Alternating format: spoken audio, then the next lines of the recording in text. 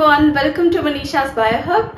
आज के इस लेक्चर में बच्चों हम बात करने वाले हैं हमारे ऑर्गेनिज्म एंड पॉपुलेशन के नेक्स्ट टॉपिक के बारे में, that is responses to abiotic factors. Last lecture में हमने बात की थी कि कैसे एबायोटिक फैक्टर्स किसी ऑर्गेनिज्म पे इफेक्ट डालते हैं। नाउ इस लेक्चर में हम बात करेंगे कि कैसे कोई ऑर्गेनिज्म इस एबायोटिक फैक्टर्स को फेस करता है। हमें पता है कि क्या होता है, अर्थ पे एनुअली क्या होता है, टेम्परेचर चेंज होता रहता है। प्रेसिपिटेशन यानी कि बारिश या फिर स्नो का क्या होता है कि कभी बारिश बहुत ज्यादा होती है, कभी स्नो बहुत ज्यादा होती है, तो ये भी चेंज होता रहता है। तो इसकी वजह से क्या होता है, जो डिफरेंट ऑर्गेनिजम्स हैं उनके लिए कई बार कुछ स्ट्रेसफुल कंडीशन कॉज हो जाती है, स्ट्रेसफुल कंडीशन होती है जिसमें वो सरवाइव नहीं कर पाता। ठीक है, तो इनसे बचने के लिए ऑर्गेनिजम्स क्या करते हैं वो ही हम इस लेक्चर में पढ़ने वाले हैं। ठीक है, देखो मैक्सिमम क्या होता है कि हमारे अगर बाहर का एनवायरनमेंट चेंज हो रहा है तो ऑर्गेनिज्म क्या करेगा, वो कोशिश करेगा कि उसका जो इंटरनल एनवायरनमेंट है बॉडी का वो कांस्टेंट रहे, वो चेंज ना हो, है ना। क्या होता है कि कुछ ऑर्गेनिज्म में क्या होगा, कुछ ऑर्गेनिजम्स क्या करते हैं, मेंटेन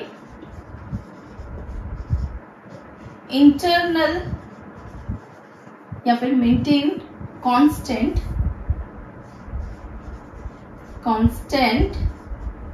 बॉडी एनवायरनमेंट। ठीक है, ऑर्गेनिज्म क्या करता है कि इस स्ट्रेसफुल कंडीशन में भी वो क्या कोशिश करेगा कि जो उसका बॉडी का इंटरनल एनवायरनमेंट हो वो कांस्टेंट हो। ऐसा नहीं कि बाहर बहुत ज्यादा ठंड हो रही है तो बॉडी भी बहुत ठंडी हो गई, है ना। वो क्या करेगा कि कोशिश करेगा कि इसका जो बॉडी का एनवायरनमेंट है, जो भी टेम्परेचर है वो कांस्टेंट रहे। ठीक है, इस कंडीशन को हम बोलते हैं होमियोस्टैसिस। ठीक है, इस कंडीशन को हम कहते हैं होमियोस्टैसिस। होमियोस्टैसिस में टेम्परेचर के लिए भी हो सकता है, ठीक है, कि क्या हो, टेम्परेचर मेंटेन हो, या फिर ये ऑस्मोटिक कॉन्सेंट्रेशन मेंटेन करने के लिए भी हो सकता है। ठीक है, इसे हम बोलते हैं thermoregulation. Thermoregulation and osmotic concentration को कांस्टेंट करने के लिए ऑस्मोरेगुलेशन। ठीक है, हर ऑर्गेनिज्म कोशिश करेगा कि उसका बॉडी का टेम्परेचर हो, चाहे वो पानी में रहने वाले ऑर्गेनिज्म का ऑस्मोरेगुलेशन, ऑस्मोटिक कॉन्सेंट्रेशन हो, वो कांस्टेंट रहे। ठीक है, तो इससे बचने के लिए ऑर्गेनिजम्स क्या करते हैं, इसे एक बहुत अच्छे एग्जांपल से समझ के चलते हैं कि जैसे ह्यूमंस क्या होता है, बहुत ज्यादा गर्मी हो रही है, हम लोग क्या करते हैं, जब बहुत गर्मी होती है तो हम घरों में क्या यूज करते हैं, एसी यूज करते हैं, कूलर यूज करते हैं, जिससे क्या हो, बाहर का टेम्परेचर कितना भी ज्यादा बढ़ जाए हमें क्या रहे, बॉडी टेम्परेचर मेंटेन रहे, हमें ज्यादा गर्मी ना लगे, है ना। ऐसे ही क्या होता है, जैसे सर्दियां होती हैं, सर्दियों में क्या होता है, हम बचने के लिए, बहुत ज्यादा ठंड है तो उससे बचने के लिए हम क्या करते हैं, हीटर का यूज करते हैं, जिससे क्या हो, हमें ज्यादा सर्दी ना लगे, है ना। बिल्कुल ऐसे ही होता है। लेकिन अगर हम बात करें इस बॉडी टेम्परेचर को मेंटेन करने की, कि ये जो हमने हीटर से और एसी से किया है, ये क्या है, एक आर्टिफिशियल होम्योस्टेसिस है। ठीक है, हम क्या कर रहे हैं, आर्टिफिशियली अपने लिए एक अच्छा एनवायरनमेंट प्रिपेयर कर रहे हैं। ठीक है, लेकिन अगर बात करें फिजिकल होम्योस्टेसिस की, ठीक है, बॉडी से होम्योस्टेसिस करने की, कि फिजिकली हम कैसे करेंगे, उसे हम स्टडी करेंगे यहाँ पे। ठीक है, तो सबसे पहले हम बात करते हैं, सबसे पहला जो ऑर्गेनिजम्स यूज करते हैं वो है आपका रेगुलेटर्स या फिर रेगुलेट। ठीक है, देखो रेगुलेटर्स नाम से ही पता चल रहा है कि ये कौन होंगे जो कुछ चीज रेगुलेट कर रहे हैं। ठीक है, ये वो ऑर्गेनिजम्स हैं जो अपना बॉडी एनवायरनमेंट को क्या करते हैं, मेंटेन कर सकते हैं। ठीक है, क्या करते हैं, मेंटेन, इसे लिखते हैं, can maintain constant body environment. ठीक है। फॉर एग्जाम्पल अगेन ह्यूमंस, अब ह्यूमंस कैसे करते हैं, देखो क्या होता है कि जब बहुत ज्यादा गर्मी होती है तो हमें क्या होती है, स्वेटिंग होती है ना, होती है ना। जब बहुत ज्यादा गर्मी होती है तो हमें पसीना बहुत आता है। क्यों आता है ये पसीना? ताकि हमारी बॉडी ठंडी रहे, है ना। ऐसे ही क्या होता है, जब सर्दियां बहुत ज्यादा होती हैं तो ठंड के मारे क्या होता है, कपकपी होती है, शिवरिंग होती है, ठीक है। तो ये भी एक मेथड है बॉडी में हीट तैयार करने का, हीट प्रोड्यूस करने का, ठीक है, ताकि क्या हो, जो हमारा बॉडी टेम्परेचर है वो कांस्टेंट रहे, है ना। ह्यूमंस में क्या होता है, 37 डिग्री सेंटीग्रेड क्या होता है, डिग्री टेम्परेचर होता है, ठीक है, जो कि एक कांस्टेंट टेम्परेचर ही रहता है, ठीक है, चाहे सर्दी हो चाहे गर्मी हो, ठीक है। इसी तरीके से क्या होते हैं, कुछ मैमल्स हैं, बर्ड्स हैं, ये क्या करती हैं, अपना बॉडी टेम्परेचर मेंटेन कर सकती है, होम्योस्टेसिस कर सकती है। क्लियर है इतनी बात? ओके। नंबर सेकंड में हमारा आता है, नंबर सेकंड हमारे आते हैं कन्फर्मर्स, ठीक है। कन्फर्मर्स कौन होते हैं? ये वो एनिमल्स होते हैं जो अपना बॉडी एनवायरमेंट मेंटेन नहीं कर सकते, कांस्टेंट नहीं कर सकते, ठीक है। क्या बोला हमने, can not maintain constant body environment, ठीक है। यानी कि अगर बाहर बहुत ज्यादा सर्दी है तो ऐसे ऑर्गेनिजम्स की बॉडी भी ठंडी हो जाएगी। अगर बहुत ज्यादा गर्मी बाहर है तो ऐसे ऑर्गेनिज्म की बॉडी बहुत ज्यादा हीटअप हो जाती है। यानी कि ये अपना बॉडी टेम्परेचर या ऑस्मो रेगुलेशन या थर्मो रेगुलेशन नहीं कर सकते, होम्योस्टेसिस नहीं कर सकते, ठीक है। फॉर एग्जाम्पल आपने देखा होगा कि जो ठंडे इलाके हैं, पोलर एरियाज हैं, वहां पे क्या होता है, जो ऑर्गेनिजम्स होते हैं वहां पे बहुत लार्ज साइज के होते हैं, वहां पे स्मॉल साइज के ऑर्गेनिजम्स नहीं होते। क्यों नहीं होते? क्योंकि इसका कारण है कि जो स्मॉल साइज एनिमल है इसका जो सरफेस एरिया है, सरफेस एरिया है वो क्या है, वॉल्यूम से ज्यादा है, ठीक है। इसका जो सरफेस एरिया होता है वो वॉल्यूम से, इसकी बॉडी वॉल्यूम से ज्यादा होता है, जिसकी वजह से इसकी बॉडी में हीट लॉस बहुत ज्यादा होता है, ठीक है। अब अगर हीट लॉस बहुत ज्यादा हो रहा है, यानी कि अगर ये ठंडी जगह पे चला गया, ये नन्हा सा ऑर्गेनिज्म, तो ये क्या वहां पे सरवाइव कर पाएगा? नहीं कर पाएगा। इसीलिए क्या होता है, जो पोलर एरियाज हैं, ठंडी जगह है, वहां पे स्मॉल साइज एनिमल्स नहीं होते हैं। क्लियर है इतनी बात? और बाकी क्या मेथड्स होंगे? बाकी क्या होता है, कुछ और भी मेथड्स ऑप्ट करते हैं डिफरेंट ऑर्गेनिज्म अपने एडवर्स और स्ट्रेसफुल कंडीशन से बचने के लिए। क्या है वो मेथड्स? ठीक है, ये है आपका नंबर 3, माइग्रेशन। माइग्रेशन। अच्छा, एक चीज और समझते हैं कन्फर्मर में से कि क्या कारण है कि ये ऑर्गेनिजम्स अपना बॉडी टेम्परेचर रेगुलेट नहीं कर सकते। क्योंकि मैंने कहा कि जैसे ह्यूमंस क्या करते हैं, बहुत ज्यादा सर्दी है या बहुत ज्यादा गर्मी है, ये क्या करते हैं, एसी को यूज कर लेते हैं, हम लोग कूलर को यूज कर लेते हैं ना, एसी, कूलर या फिर हीटर सर्दियों में यूज करते हैं, ठीक है। लेकिन क्या ये बताओ कि क्या हर कोई एसी या हीटर को अफोर्ड कर सकता है? नहीं कर सकता।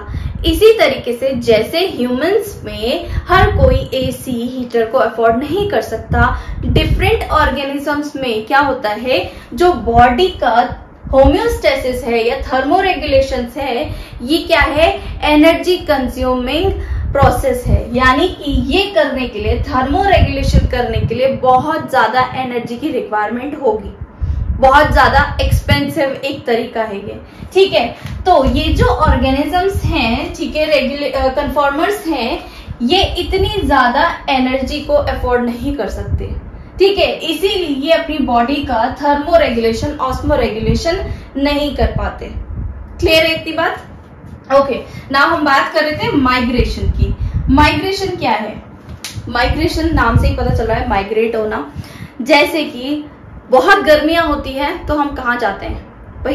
दिल्ली के लोग हैं, दिल्ली के लोग हैं, वहां पे बहुत गर्मियां पड़ती हैं, तो वो क्या करते हैं, जैसे ही बहुत ज्यादा गर्मी होती है छुट्टियों में वो कहाँ चले जाते हैं? ठंडी जगह पे, यानी कि मसूरी, शिमला, मनाली ऐसी जगह पे जाते हैं। ठीक इसी तरीके से कुछ ऑर्गेनिजम्स क्या करते हैं, जब बहुत ज्यादा गर्मी या बहुत ज्यादा सर्दी होती है तो वो अपनी जगह से माइग्रेट हो जाते हैं दूसरी जगह पे, है ना, जो उसके लिए क्या होगा, फेवरेबल जगह होगी, वहां पे चले जाते हैं।